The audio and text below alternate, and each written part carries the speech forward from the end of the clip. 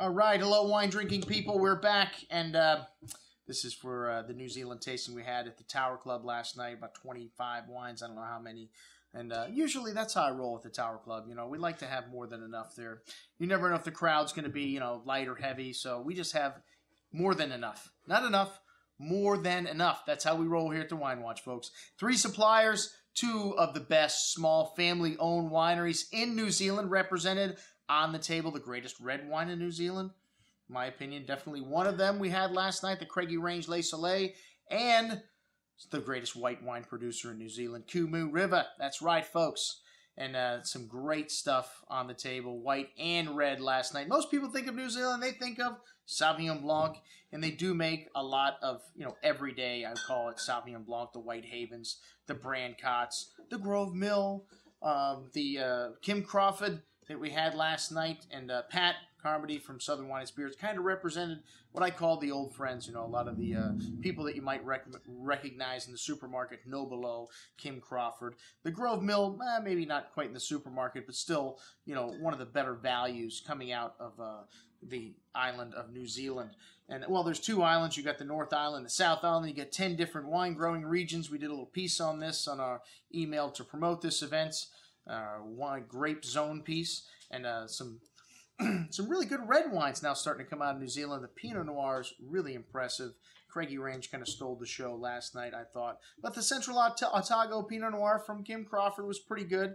That's considered one of the best areas for Pinot Noir in New Zealand. The South Island, the south part of the South Island, which is where I'm going snowboarding in a year, summer 2012.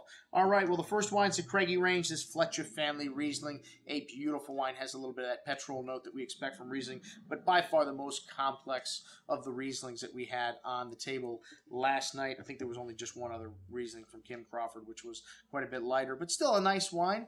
I think most people would have probably liked that better. I had one person comment they don't like this Craigie Range at all. The petrol-y note, kind of a little off-putting, but I used to smell the gas can, when I was a little kid, so I kind of always liked that little hint of petrol there.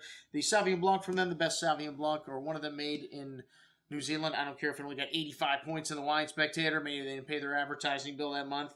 The Kidnap is Chardonnay, really light and crisp version of Chardonnay. And then the Pinot Noir, man, really stunning stuff. Really Burgundian in nature. And lovely intensity with this wine and a nice long finish. The Gimlet's Gravel wine, the Tekua Bordeaux-style blend, the best value, one of the best values I have in the store. I'd put that wine against a Bordeaux, a California Cabernet blend of its same type from California or anywhere else, man. Outstanding stuff. And then the Le Soleil, woo, the Syrah, outstanding juice, a la the Northern Rhone, big and peppery, and, well, not so much peppery, but spicy, and some lovely polish to this wine, big and chewy, but still round, and it's velvety tannins on that, and a long finish, man. Beautiful stuff. All right, well, we had the Kumu River table and a little Pinot Gris, which this was a lighter style Pinot Gris, kind of nice and refreshing. And then the Sauvignon Blanc, the only wine that does not come from their estate vineyards. They're going to be discontinuing this after this vintage. This comes from Marlborough. And a nice little Sauvignon Blanc, had some nice herbaceousness to it. I like a Sauvignon Blanc with some varietal character. And then also that tropical fruit that you get, kiwi, papaya, mango from Marlborough, from New Zealand, and the 4 Chardonnays. How the heck did they get Premier to carry 4 Chardonnays? I know they make a lot of different wines, and Craigie makes 30 different wines, but you can't carry every single one.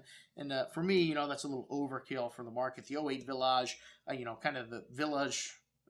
Representation of all the stuff that doesn't make it into the single vineyards. And then the Estate Wine 07, the Hunting Hill, and then my favorite, the Métis, which this wine is probably their best known Chardonnay. Really Burgundian, really rich, some lovely toasty oak to this wine, but still really well balanced and long finish. These 07s, classic style vintage from New Zealand. Some great stuff from Kumu River. Thank you very much, Craig Elliott, for representing last night.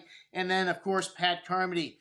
Man, we can't say enough when Pat comes to do a tasting. He brings the kitchen sink, man. He had like 11 different bottles of wine. Thank God there was only 20 people there because he would need like more than 2 arms to pour over there. But Kim Crawford Dry Riesling, some nice stuff. No Below Sauvignon Blanc, Grove Mill, nothing shocking, but great little values there. The Spitfire Sauvignon Blanc from Kim Crawford. Wow, this wine has got some intensity, some aromatics, some fresh herbs, sage, and just bursting with pineapple and grapefruit and guava flavors in the mouth.